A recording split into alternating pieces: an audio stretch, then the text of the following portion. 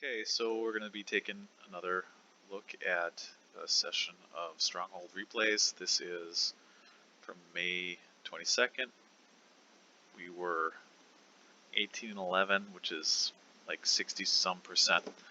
So we're going to try to look for what we did well and what we didn't do well, try to learn something about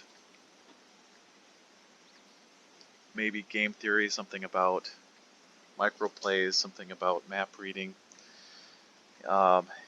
strategy, whatever we want to learn today. I guess we'll figure it out as we go. Here is Ensk against a team with a bunch of armor.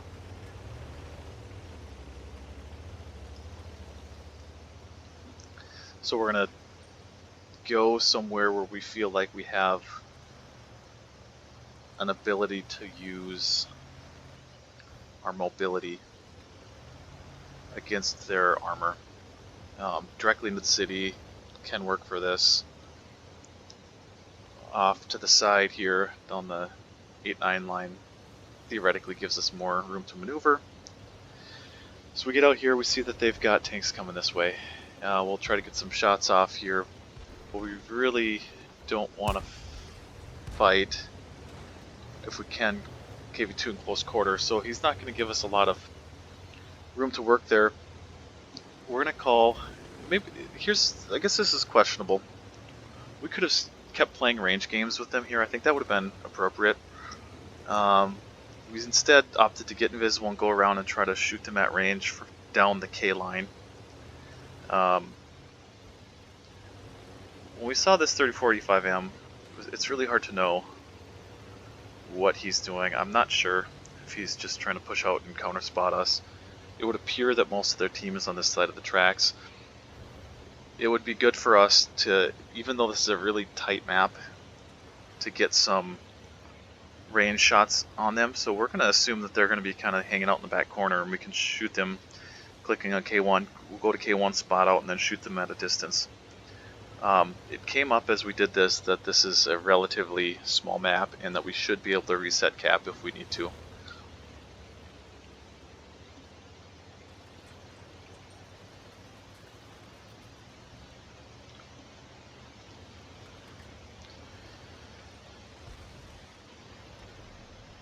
Alright, so I'm going to have the Cromwells go to the back corner. I'm going to spot out. Try not to get derped. We should see a tank and get him pretty shot up here. The fact that we don't see him now makes me worried about cap. And so I think I said it about them capping, I should say. So I'm going to try to just sit on cap and then fall back behind if I need to. There's a tank. This guy is going to be in the line of fire for all of ours. That was a really bad misplay. I think I was watching things other than where the back of my tank was, and now they're capping, so we need to disengage this fight and go figure out what's capping us.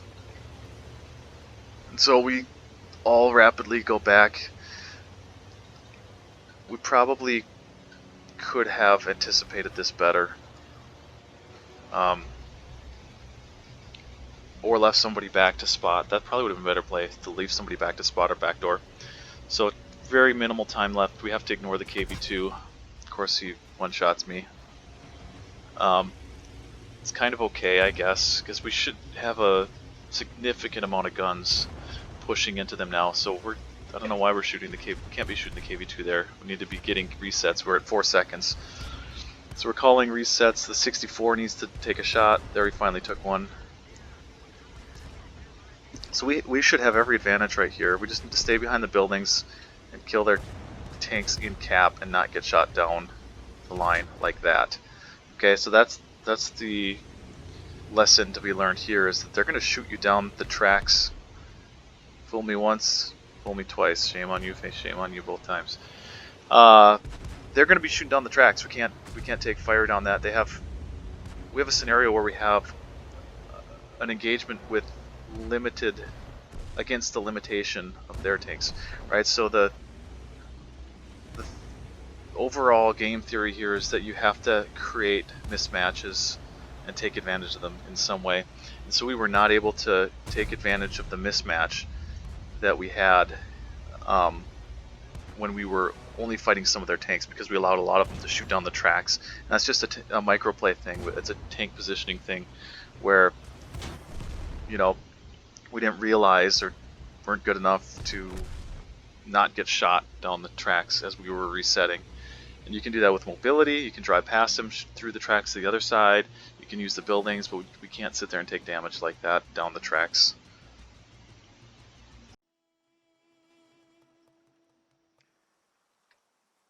On airfield against a relatively well armored but considerably immobile force.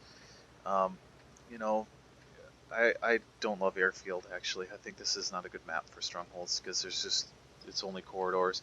Our best play in reality would probably be to just camp and try to play them from a distance behind cover as much as possible.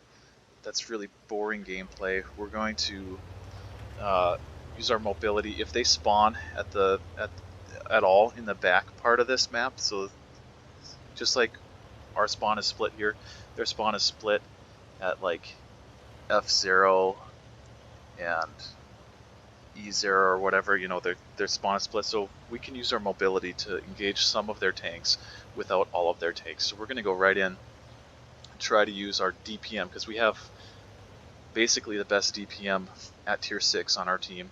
They have heavies which have armor, but not very good DPM, like probably, you know, 60% of our DPM is what they would have. So they're not here. Wherever else they are, they're so immobile that we feel like we have an advantage of just going right into them and capping. They could be just all camping, you know, behind here, which is a real danger of this, but we'll just deal with it. We've got our fastest tanks on cap. Everybody else pushes out to distract. And of course they're sitting there.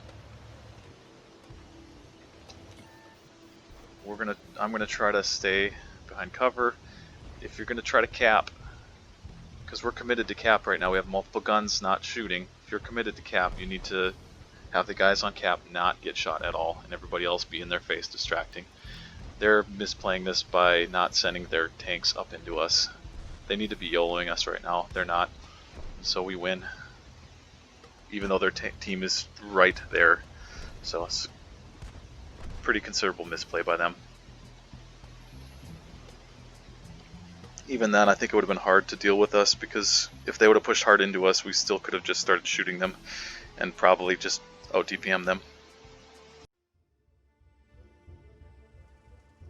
Alright, on Runeberg, again, our advantage is almost always going to be mobility. They have a bunch of heavy tanks. We have to try to get early damage in the open as much as possible on maps like this, where we have a clear hard cover, soft cover combination right through the middle. We need to get map control of the middle and shoot them if they're out of position whatsoever. And then their advantage is going to be in the city. We'll have to just use brute numbers swarming in the city. This city is different though because it has a lot of way wider open corridors than some other cities, so I feel like we can actually maneuver in parts of the city decently. So everybody to the mid-ridge basically is the call. We're going to get little spots here and try to get tanks out as much as possible before they're in position. Our mobility allows us to be into relatively powerful positions before their tanks can be even in a spot to shoot us back. So I feel pretty comfortable making this play. They have 2 light tanks and they're both spotted. I'm going to get out of here if they start to come at me, but I also have all kinds of support fire. So we have 3 tanks right now in the open. I don't even think I'm spotted. There I am. Not sure how I got spotted through double bush. Heavy tanks are not found. I probably need to be a little careful here. I think one of the Cromwells, I asked one of the Cromwells to come be able to shoot down this line, but in reality there's not a lot of places down this line that middle position can't hit. So I'm just going to try to spot, and we're going to, in a second here, have to go check cap, because right about now is when their heavies will be back at cap. And if they are, it's actually a really good thing for us, because we can just slam all of the Cromwells into you know, and a 64 or whoever. We can have a overmatch in town. So yep, the one Cromwell you can see was going to go back and check. They're capping. We're going to send all of our Cromwells except for the one with me and me. We're going to send them all back into town.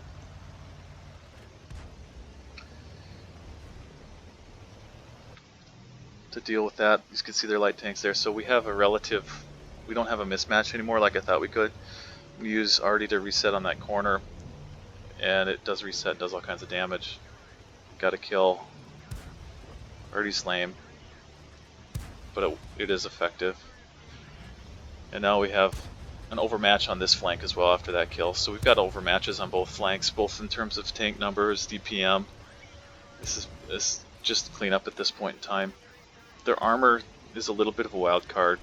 I feel like in World of Tanks, truly effective armor is not common. Like armor where you just can't deal with it because everybody just loads gold and then you just spam gold at the heavy tanks. So they're not going to consistently, reliably bounce us. They might get lucky and bounce us, but then all that really does is negates DPM to some degree. We still probably have higher DPM than they do in their heavy tanks.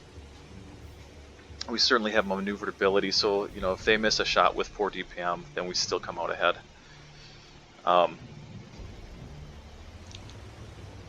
This was over basically after we got the Jackson out and the Artie kill on the corner. It became difficult for them to be able to come back.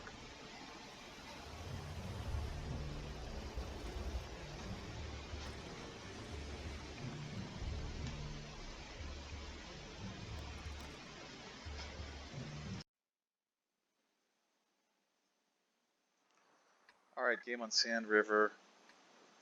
Typical idea on this map is to gain control of the more powerful portion of the map, which is the raised part to the north.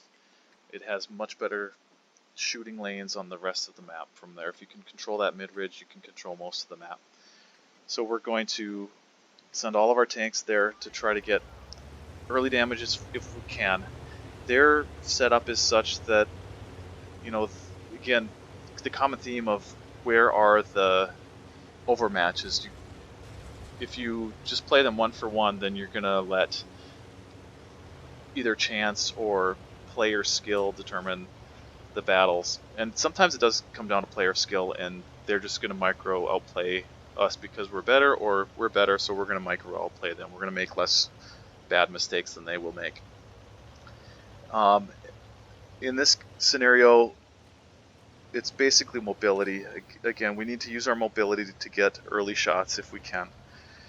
So we get information, we see what they're doing. It looks like all their tanks are there, and so immediately I'm going to have, and they're going to a port position. They're going up top, so we have lots of flexibility on the way that we can respond here. So we're going to keep getting shots across if we can. Me and the other light tank are going to go all the way around, and I don't think their tank destroyer is spotted, if I remember correctly. So we're going to go try to kill their tank destroyer and or get side shots into them. So we're going to go all the way around. We could have probably gone on like the F6 area, and the Cromwells are just going to respond to what's going on. So their force is split. We were initially going to try to go meet them up top, but a couple of the Cromwells got stuck, and so now we're split too. But it still should be a case of, the Cromwells down below should be able to dictate at C6 should be able to dictate the fight. The Cromwells up top are just going to go hard for the kills as quickly as possible. It looks like they're split in a way that we should be able to win the top. And now, in the other light tank, I told them to take the shortcut. I took it too long of an approach. And now we'll be able to put pressure on them from the back. We got 3 Cromwells alive still, the one from the far north. They did have more tanks up there, and he had to get out, but they have nothing that's in anywhere near position to be able to reset us. And so the Cromwells are going to go into the lower position and get the light tank out and then finish up the Cromwell. There's no way that the tanks from the far north can possibly reset us, so I'm just clicking on the map saying, hey, just make sure that guy isn't coming from down there, and in reality they're in a position where they would spot him if he was. So even if they artied us now and didn't kill us, if they got a reset on us, we probably still nearly be able to reset the cap and cap again. So it's a pretty clean win from like a map control meta standpoint, even though all of our tanks got killed except for the 2 capping tanks.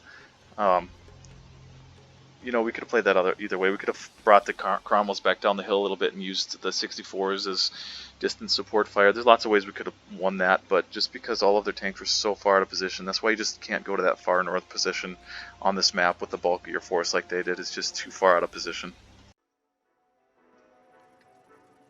So Cliff is a good map because it has different ways for a mobile team to gain early map control. I feel like the best way with a mobile team is to take the middle and react very quickly from there. So either they're going to be right in front of us, in which case we shoot them as much as possible without taking return fire. If their force is split, then we YOLO right into it. If their force is not split, then we have a positional advantage and we're shooting first, and we will be behind cover.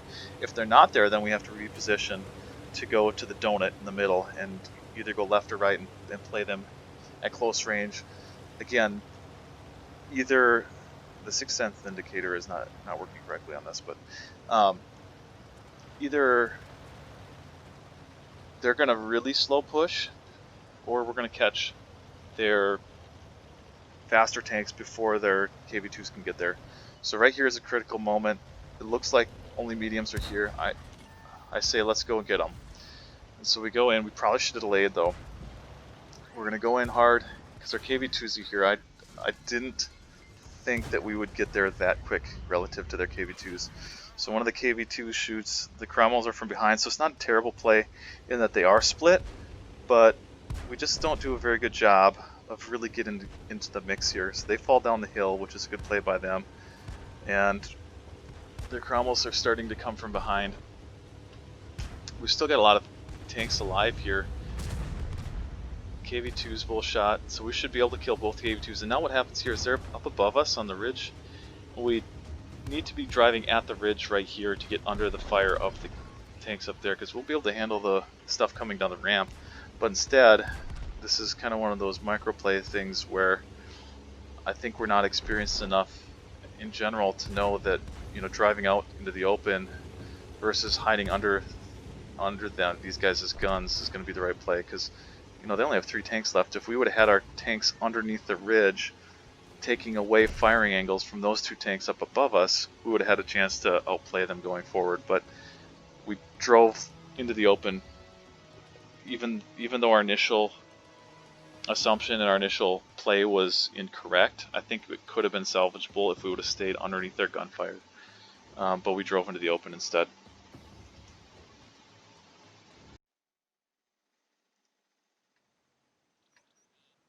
So on Cliff, there's only a few things that typically will happen on this map. So teams are generally going to go towards the middle, either from above or below.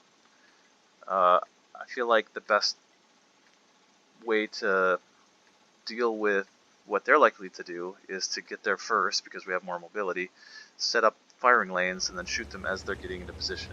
If you can, this is true in all world tanks, if you can get to a relatively strong position relatively early, you'll have an advantage in that you can do safe damage and the first damage. That having them take the first damage from a position of relative safety is really super important. So we're going to try to set up and shoot down onto them. I'm going to try to take a look up here. So there they are. We should all be shooting on a split force right now and getting early safe damage without taking return down the line there. I'm not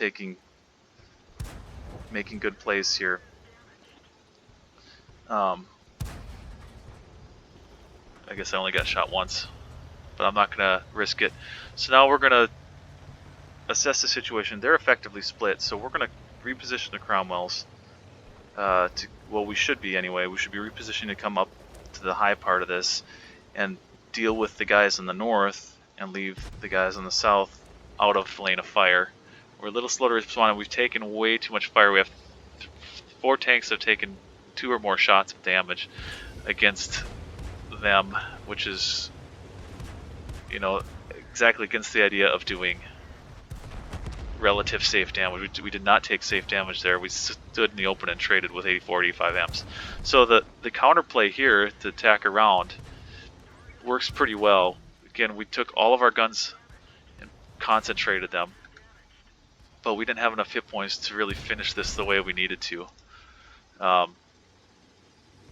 And the road here is just so narrow, it's really hard. We also could have hugged the cliff a lot better to keep that 64's gun off of us. Tanks don't have infinite gun depression. You can't really shoot us if we're right next to the cliff like this. You know, so I'd say the failure in this one was mostly that we took way too much damage on that initial position down this corridor right here. It needs to be a shot or two, and that's it. And we don't need to trade with tanks that have more alpha and more armor than us. That's a bad trade. We need to take early damage and then reposition. Our reposition was great, but we didn't have enough hit points to make it work because we foolishly took early damage. And again, that's one of those things where you can't,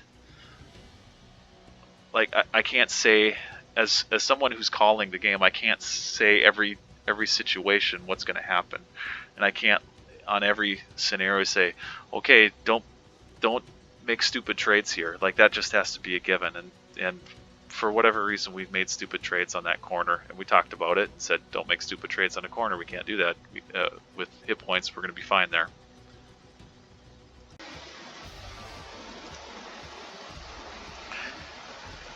Okay, Redshire medium tank lineup. They have the M, the 84s, 85s, and an 84-85M. So the 84-85s are considerably weaker tanks than the 34-85Ms.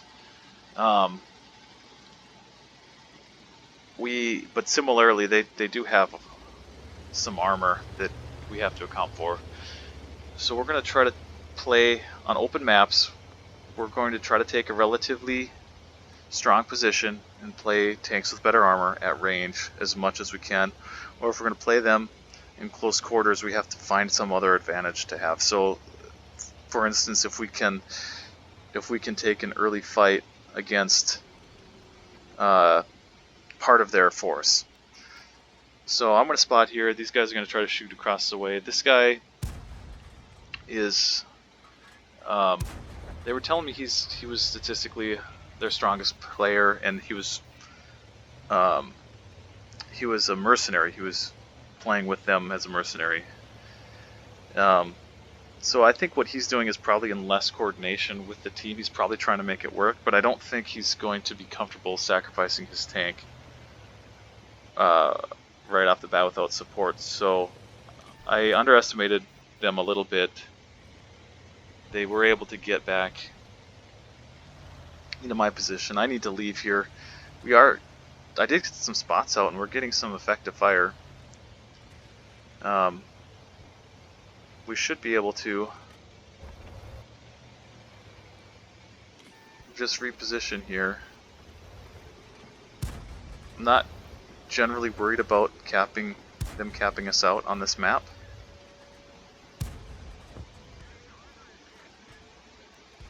There's not really places to hide very effectively.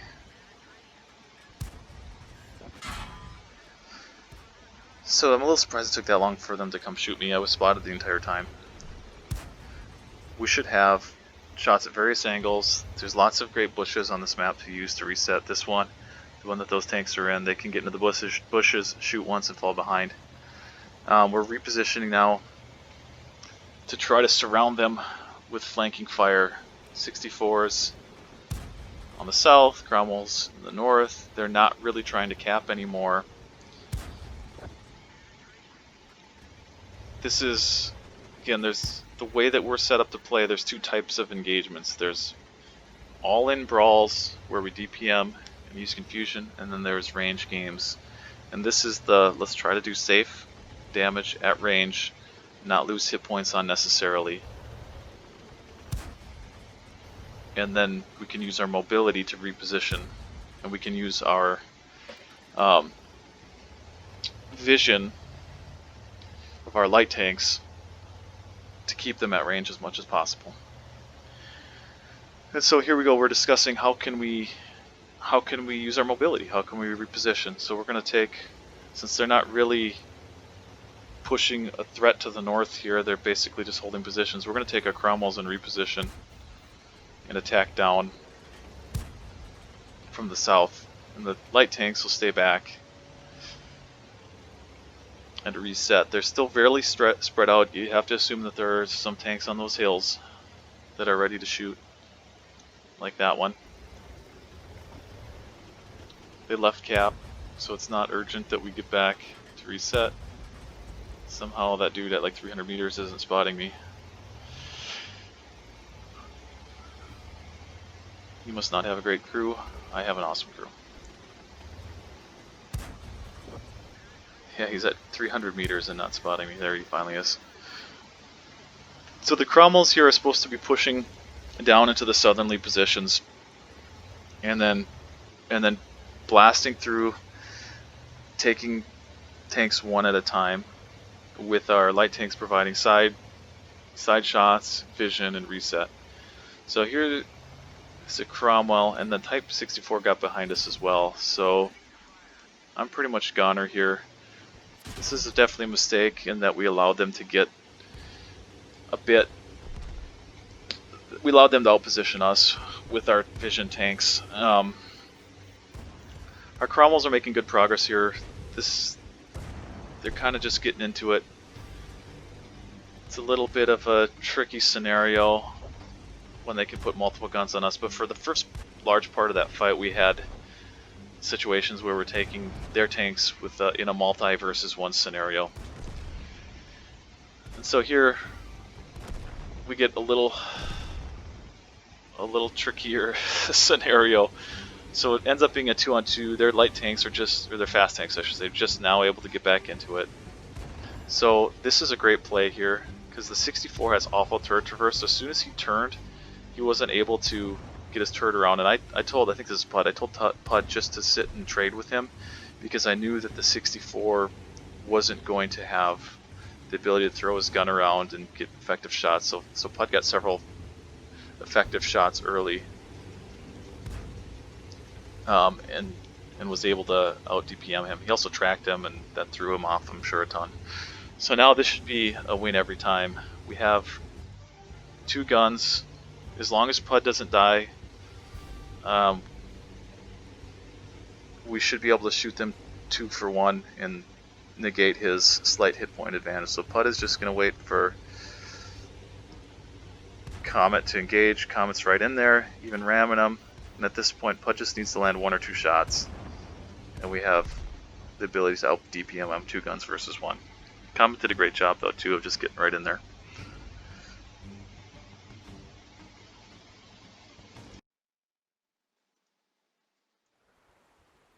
Here's Himmelsdorf.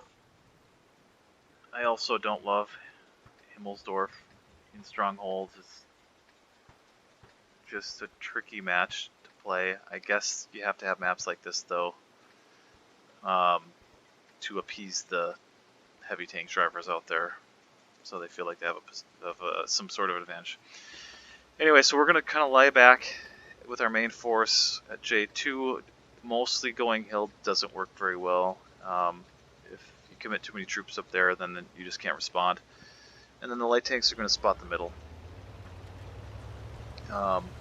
And we'll just react. We'll attack in if we don't see them, because we assume that they're either camping or up on the hill.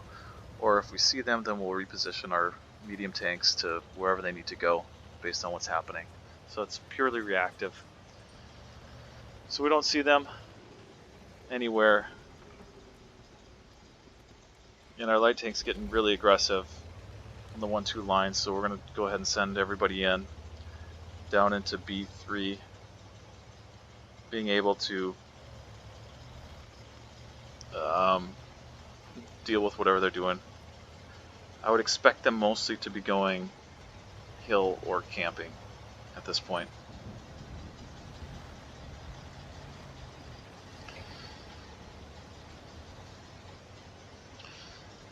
So though we have limited ability, because of the corridor nature of this map, to maneuver.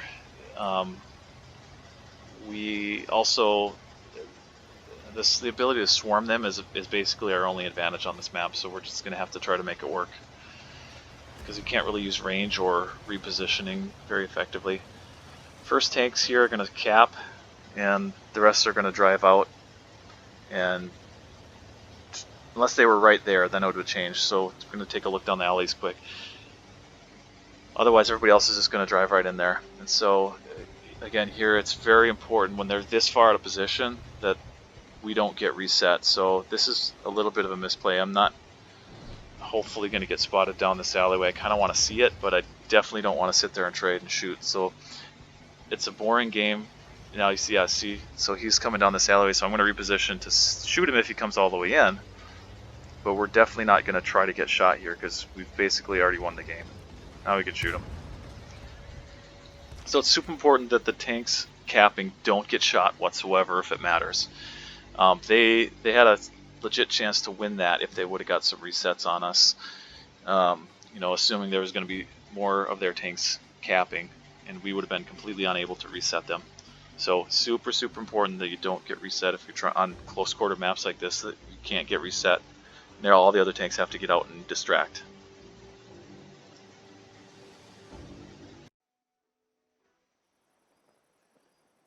Alright, another battle on cliff. Once again, we're going to take our mobility to the center of the map and get early damage if we can.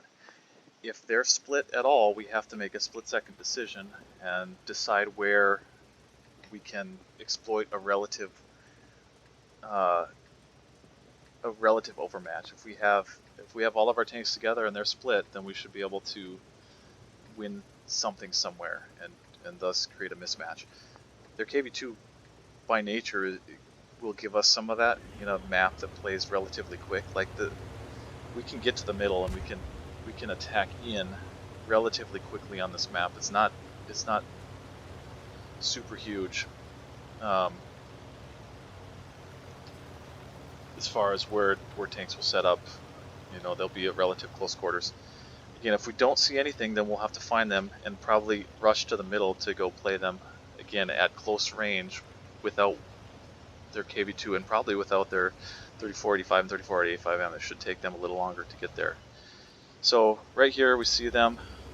It looks to me like they're probably split, so we're going to go in and get them at close range, and we're going to just push out. There's a couple things that probably we need to do different next time, and these are meta things more than anything. So things are going really well so far. We have the Cromwell out, we have their 3045 about to die, and the next one will die, but we made a decision to leave that Cromwell. We probably, you'll see here in a minute, we probably need to just stop and kill him. So we're going to keep pushing into 3045, and we're just going to keep pushing forward. So KV2 has HE. If he doesn't pen or misses, his DPM is atrocious. It's like less than a third. If he doesn't pen one shot, you know, in a minute, his DPM goes down to like 1,000 or under. We probably need to kill this Cromwell here. We probably just need to stop in the open and shoot. The KV2 had just shot, and he's going to fall back. That's one thing. Secondly, we'll see how it plays out. So what I thought at the time is we'll just drive away from this Cromwell. We'll get downhill, kill the KV2, and go from there. I'll play it again here. And so we're just going to keep the swarm going. But unfortunately, this is a meta misplay. This is a bad call, because though it does temporarily take us out of the lane of fire of a few tanks, and again this time we're going to get right up next to the cliff here.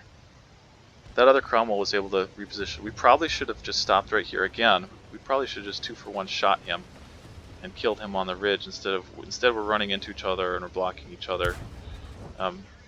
We're not letting the Excalibur and 64 get effective fire, but that Cromwell B is annihilated. We probably should just hug the rock and shot the Cromwell B. So instead I feel like we've got to try to get up and around, and two things surprised me here. Again, I don't know where their Excalibur is, so that's a little bit weird that he's not here. I'm expecting him to be right around the corner there. shot Artie, but their Excalibur shows up over there, so he repositioned all the way around. It was really unexpected. We're caught in a crossfire, and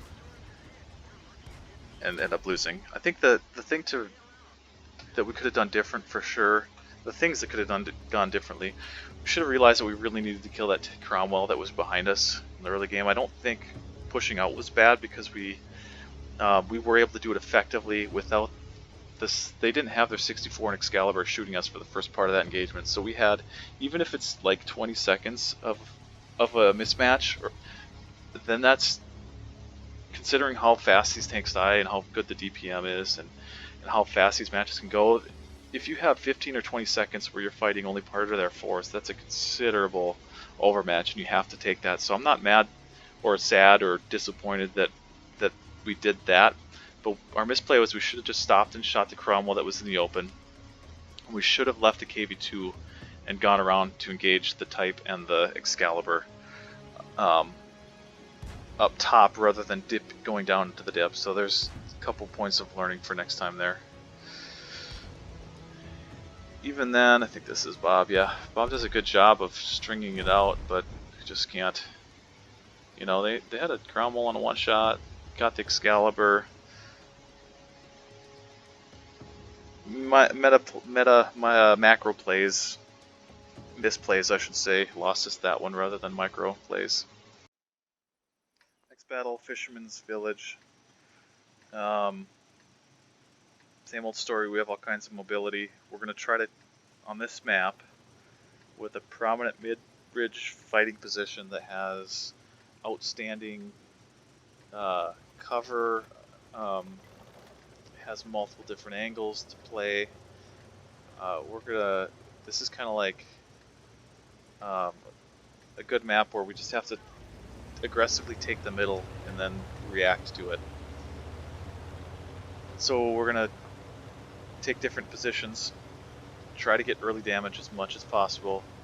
Again, knowing that early damage, trading 1-for-1 with these tanks isn't good. That doesn't favor us anyway. Shooting them once before, because we're in position before they are, we have our guns fully aimed, and then we have hard cover to fall back behind, that's completely different.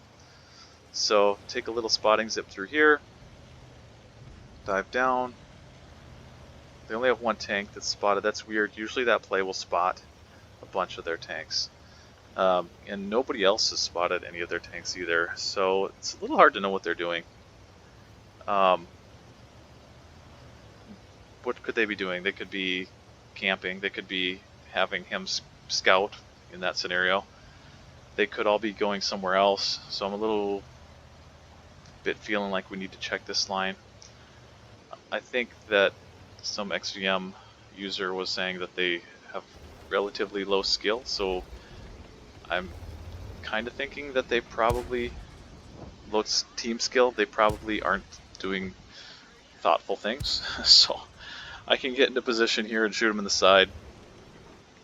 And the question now is, you know, are they camping in A12? Because that's a really common place to camp. I'm not spotted here. There's enough cover, which makes me unsure of, you know, I'm not exactly in cover when I'm making these shots, so I'm not entirely sure if I'm lucky or they're way out of position or what. And so we decide that I'll stay spotting here. We'll take all of our Cromwells and we'll hit one line, was kind of the thought. We'll just try to play him close quarters, but you know, catch him maneuvering out in the open. That tells me that either they are repositioning, and they all are back there, and they're just kind of consolidating their force, or who knows what they're doing. Maybe he's just driving around, he doesn't know what he's doing. Or potentially they were somewhere else, but the fact that I don't see anybody else makes me think that's not the case. I doubt they're all somewhere else and then they all move to there. So we're expecting to see some resistance back there, but we're going to debate it, but we're still going to make this play. I'm going to fast forward the replay. The other 64 is going to stay behind. Fast forward again. So we're gonna all hit this really hard. It turns out, I guess it's somewhat lucky for us that they didn't have a whole bunch of tanks here. I think we would have won because I think we had a skill advantage. and we would have had even tanks, assuming their other Cromwell was in the middle and our 64 was out. So we would have had even tanks. I had done a couple shots of damage to the 134-85 already. And now we have to get back ASAP to assume that they're going to be trying to cap us. Well, I'm going to fast forward again because they're not. We leave a tank back behind just to have an alternate angle. Our 64 the entire while was looking for their team and not seeing them. They should have countercapped us right there, is what they should have done. We would have reset them because we were expecting it. I was immediately turning back to go deal with it, and we had our 64 ready to reset for a while, so we would have probably done okay. But now, basically, we see tanks in the middle. We have the bulk of our force here. We're just gonna go in. Myself and the other 64, we're just gonna all go in. They're completely out of position, and so we can just keep the swarm going here. I don't know where they would have repositioned to. There's the Cromwell somewhere in the corner. We tell the other Cromwell in the corner, I think it's Warspite. Yep, tell Warspite to go find their other Cromwell and go ahead and go in. I'm just driving across the open, not getting shot by them at this point. I'm not too worried about it. I think we have a significant tank advantage here, so I'm not worried about otherwise just getting in there and getting damage. And so we're just in cleanup mode. So they significantly misplayed that. We didn't do anything spectacular. We repositioned appropriately to take one line when we saw that they weren't there.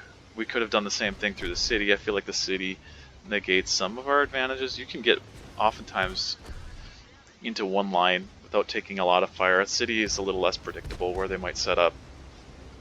And then we repositioned back. They must have assumed we were going to sit in one line. We're trying to reposition for that. I don't know. They didn't make good plays, and they didn't have a highly experienced team, so I'm not super surprised.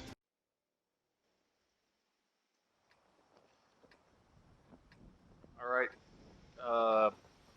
Significant amounts of team lineup mismatch here. So though they have plenty of ability to play their heavy tanks through the city, the Su-100Y is just so inflexible. They have an arty that's probably not mostly going to do any damage, so you just can't usually be effective with an arty when there's only 7 tanks. There's just not enough. Your percentage of firepower that you're giving up is just too high when you take an arty. So we're going to take our strong middle positions like usual. Different ways to do this. Sometimes I like to go down low to see if they're going to come through here. You can accomplish that going higher. I can go higher. Try to get glimpses through these. I'm very likely to be the first one here. They don't have light tanks at all. We're very likely to have complete vision dominance of the field, so I'm not really going to even... I guess the Hellcat's relatively quick, so I'm not going to really hesitate that much to try to get, heavy vision out through the field.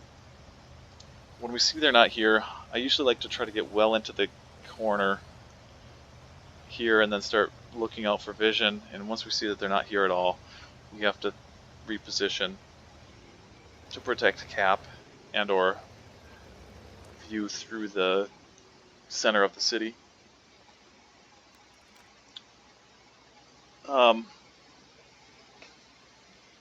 We're probably a little slow to go back to cap here. So we're clicking on it now. We probably need to do that a little quicker. It looks like, so we should have had better vision down that alleyway. It looks like he's wanting to go towards cap, so we have to reposition to assume that. Now again, they have really limited abilities in close quarters because the Su-100Y is a turretless tank destroyer. The FG won't be able to support probably at all or very minimally in the city, so we should be able, as soon as I see them this split, even though they have heavy tanks, we just need to go in. And their Hellcat probably won't be there. Su-100Y is just spotted now, so he's not going to have effective fire. And again, even these like 15 or 20 seconds that it takes for him to get a position, that's a significant amount of time. Our tanks do, so much. Our tanks have so much DPM that we'll kill 2 or 3 of their tanks if we're grouped up like this before one of their guns can be in the fight, and one of their arties isn't in the fight. So and their KV2 just shot. So now they have, and the Su just shot. So they have several tanks that just can't be effective as compared to our DPM. So this is a misplay by me. I tracked myself on their SU-100Y. We were just going to try to drive past the SU-100Y and shoot the KV2 as we went. But I'm dumb, so that didn't work. The rest of our team isn't dumb, they're just shooting as we go. And I don't know where their Hellcat is. I don't remember. Obviously, oh, there he is, he's in the middle. So we have a pretty big lead here. But he's also in a pretty strong position in actuality. And we decide that we need to lose 3 tanks rushing down a corridor directly at him. And so here I rein us in and say, let's stop doing that. I mean, it probably would have worked. We had a couple tanks that could take a couple shots in the face from him, but it's getting a little too close for comfort. Why don't we just go around? And so again, we could do this either way. We can now attack him. Now that we have cover to approach him, we could have used the buildings on the east side of this map to approach him and get close range and not take fire down an alleyway. Or we can cap and distract. We can do this multiple ways. We chose to just draw him out. We assume that he's going to come back and we'll just kill him when he's resetting cap. But you'll see he plays it a lot smarter than a lot of players probably would have. I'm assuming he mostly knows what he's doing, even though his gun wasn't in the fight for quite a bit of the battle. So there he is. We probably should have been more definitive about this. Like, the tanks here probably should have drove off to the right there and just taken away that fire angle. There's a dead tank right there that we should be hiding behind. You know, sitting in the open taking shots is just, it's not a good play. We just shouldn't be doing that. Especially when there's, you know, we knew where he's going to be. Especially when there's other multiple ways to do it right there. I mean, you know, again, we can hide behind that building. There's wreckage, there's bushes. We could have been not shooting in the bushes. We could have been in a different part of the cap. I guess I don't remember if it was just poor direction. Maybe things needed to be spelled out a little better. I think we were assuming him to come play us at close range, and he didn't. But we took too many risks at the last part of that game. Luckily, we had so much of a lead. It didn't end up mattering, but it might someday. So we shouldn't do that.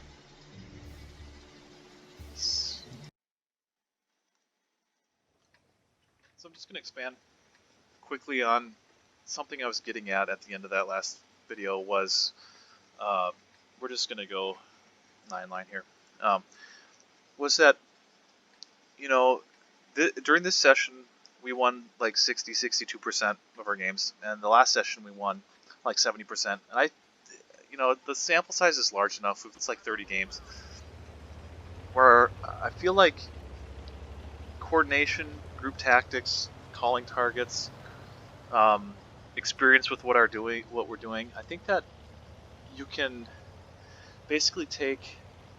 I think the formula is that you take your kind of your skill level of your group at large, and you can add like 10 or 15% to your wins based on your ability to work as a group.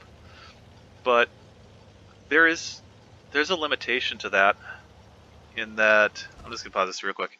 There's a limitation to that in that if you start with an overall lower ability level, your 10 or 50% above what your otherwise expected win rate is still going to be lower than it would be as if you had better players. So like really, really phenomenal, outstanding W8 statistics, they're going to win like 80 or 90% of their games just because they're able to make micro plays. Like on that last match, when we were sitting in the open, not using cover of buildings or whatever, you know, those are just inexperienced micro plays coming through right there. We got micro outplayed. Though we won 62%, we got micro outplayed on this night more than we should have because of, I believe our team lineup wasn't as strong as it was the week before when we won 70%. We still did well and we punched above our weight, of what we should have been if we were just all kind of playing at our, at our skill level. We're still able to coordinate and win at above that level, but it's the ceiling is lower when your skill level and experience level is lower. Like Comet, I think, hadn't played Strongholds with us until tonight, so he wasn't as used to what was going on. A couple of our statistically stronger players shot teammates on cap and ended up getting banned for the rest of the night. So, some of our comfort level with the game in general, some of our players, our lineup, disallowed us from, I think, winning a higher number than we should have. Because you're still going to have games that you win that you shouldn't, and you're still going to have games that you lose that you shouldn't. But on average, I feel like the way it works out is you start with your skill level, and then you add some percentage above that as far as your ability to identify things on the map, make correct assumptions, and then make correct group plays. This is one where we're going to make an incorrect group play. I gotta stop doing this. I always consider, you can see right there is a difference, right? So the Cromwell was there before there are other Cromwells. 85M isn't that far behind, and their VKs are a little behind. So their VKs are slower, but they're not as slow as they need to be for us to be on the ball. If we were a little, we ended up doing an all-in here. We probably should have skirted them, drove away, and capped them. I know how I want to play this differently next time, but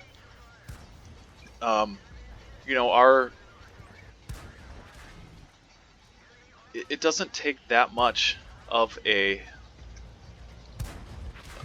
timing advantage, right? Like because we're so maneuverable, if we can shoot them for 10 or 15 seconds before some of their tanks are there, that's enough to sway the map in our favor. So I feel like that's what went wrong here. We pushed into tanks that had a positional advantage. That's bad. If we would have been doing that just a split second sooner, I think it might have been okay, because that was still a close game. It's just we allowed them to get too much into position, and if we're really on the ball, I think we can do it and get away with it. That time we did not get away with it.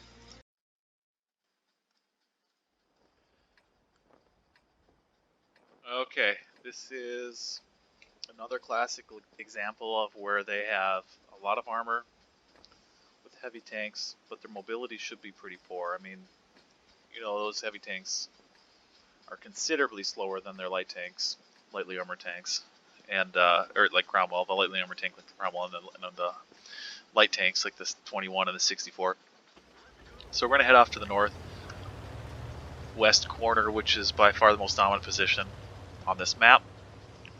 From just a map meta standpoint, it's really hard to push across the middle. I have mobility and camo and view range where I like to make this play across the middle if I can, just to try to catch a glimpse of them. It's relatively more dangerous when they have lightly armored tanks like that, or light tanks rather, like the 21 and the 64. If they're going down there, I'll get spotted. So again, we're going to try to catch them in a scenario where we're fighting them without some of their guns, because we're just so mobile. We're going to go right into it. So right here, perfect scenario. We'll kill this Cromwell before any of our other tanks get shot, likely. So we're going to go right at it. But they're all here. So I think it's a little bit of a failed assumption there that I thought they'd be more spread out than they were, but part of that was that their slower tanks, or sorry, their faster tanks did a pretty good job of not outpacing their heavy tanks. They moved in force. A lot of teams will send those lighter, quicker tanks up to kind of get there first and see what's going on. And again, it only takes a few seconds of us shooting them to kill the tanks, and all of a sudden they're down a tank or two. In this scenario, it didn't work out quite how it needed to, and we got wrecked.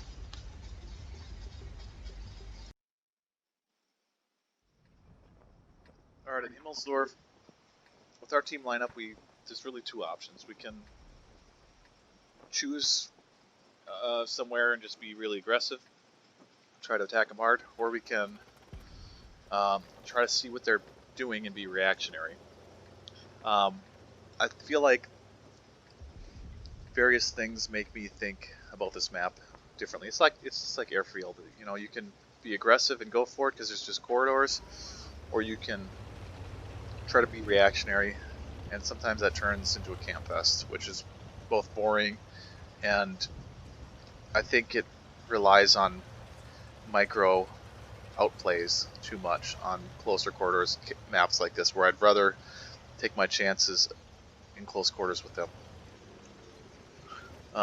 working together rather than having people make mistakes individually all over the place. So they're kind of spread out through the middle. So we're going to move our Cromwells down the track side of the 2 line and get them to start working on the corner there. Meanwhile, the 2 light tanks here, we're going to position ourselves. We got to time this right so we can get all of our guns on target.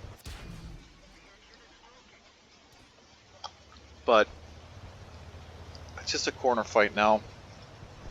Hopefully we can focus fire better than they can, and then the 2 light tanks here will have side shots.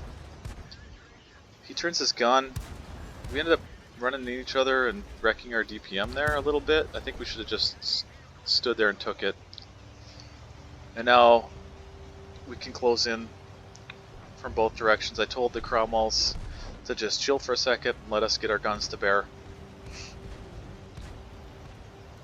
So this is an autoloader with 4 shots. I think he shot 2.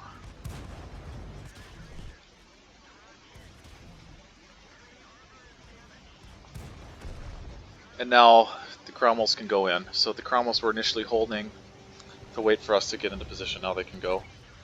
At this point, it's just about kind of getting in there and mixing it up.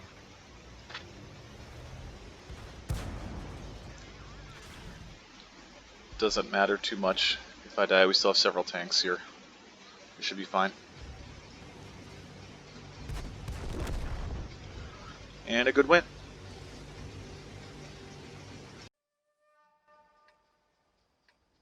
Okay, so we get a chance to replay this scenario on this map in a similar but different way.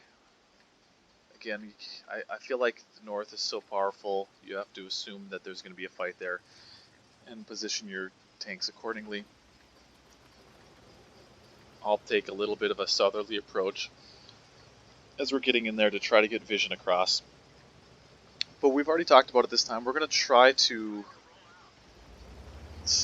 get into position, but we're going to try to slope play them at this time and let them, you know, it's rough getting slow pushed into, but we're going to try to get that first shot at early damage and then reposition and reevaluate things based on what's going on. So already this is a little bit atypical. Usually 2 tanks don't go down this way. So I need to, and there's there are other light tanks up there, so I need to close the distance and hopefully get some supporting fire from my buddies. I need to close the distance on this ridge because it eliminates effective fire lanes for some of their tanks. So we're able to get effective fire as a team into these guys and get 2 tanks out. That's really helpful. Nobody else is spotted. I don't believe that we're getting all that shot up. Well, I guess we are a little bit, but mostly we're doing that from a good position on this corner in cover. And now we have vision control and a 2 tank advantage. So now we can do this a couple ways.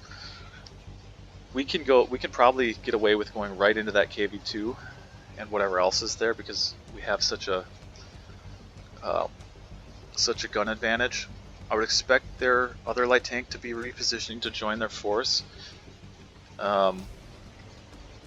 Still a little bit leery of doing that. I'm kind of worried that their other light tank is going to be flanking around.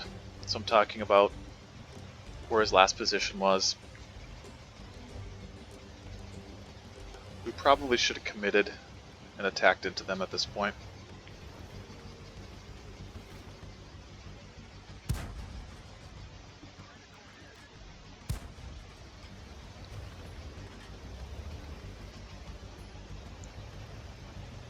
I think still what we're trying to do is allow them to be spotted in a position in the north and then attack them, rather than running around a corner at them. But running around a corner at them has its advantages too, in that we should be able to take them by surprise to some extent, and hopefully catch them a little out of position. So half the point of what I'm trying to do here is spot or get spotted by their light tank. I'm wondering if we can't get in behind them at the same time as our Cromwells are moving in. And so there he is. So now we know that they have one less gun up in that corner, and we can really consolidate our forces and have a pretty significant mismatch. We should be able to fight like a 6-on-4 at this point, which is pretty nice. Or if we all position there, we can go 7-on-4. There's a little bit of miscommunication here. The Cromwells are going to move in position to fight close range, and I thought that the light tanks probably should be able to support them too and still get back, but our other 64 felt like he needed to stay back. He was worried about getting capped. You can see there 64 is now on our side of the map and working up that hill. I wasn't that worried about getting out capped on this map. It's not that far from this corner for our light tanks to get back. So I'll join the force here. So now we're going to fight a 6-on-4. We should win this most of the time. I'm going to be careful with my hit points because I'm a one-shot for everything except for the light tank, which isn't on this flank. And so now the cool thing here is I'm the only one that's spotted, so they know that I'm on this corner and they're setting up to shoot me. And our Cromwells will go around the backside here, and we should have the jump on them. We should be able to, there you go. And so now I wait a second until I think that their other tanks are likely to be turned around, and they are. So they had 2 tanks watching my corner, and now we're fighting a 5-on-2, and that sounds pretty good. 5-on-2 should win a lot of those, and now I join them, and it's pretty much over at this point. I should probably dip behind the rock here and get the full health tanks out front. Our other light tank realizes that there was miscommunication, ends up joining us. I should not be this cavalier with my hit points still at this point in time. Sometimes I feel like, as the one trying to help make decisions and call and meta calls, that I should be the first one in sometimes, and otherwise it feels like I'm trying to protect my own tank too much probably. But when I don't mind dying right there, because I think the game is mostly out of hand. And again, sometimes tanks have to die. Now that time we didn't. Like, again, this is a micro play scenario where, you know, these 2 tanks should have realized that they were on full health and been the first ones in there. Maybe they were and I wasn't paying attention. And tanks like, you know, Pud, who's a one-shot, myself, who's a one-shot, should have not been the first tanks in. So we should have waited in that scenario on the corner, let our tanks get in there, shoot a shot on the corner, and then fall back. But I mean, I guess it doesn't really matter most of the time. But when it matters, it matters. That's how you push your win percentage up higher. And so now, here we go. We got one of our players got banned. Got banned for shooting another tank on cap, and so he's out for now. Gotta take a timeout.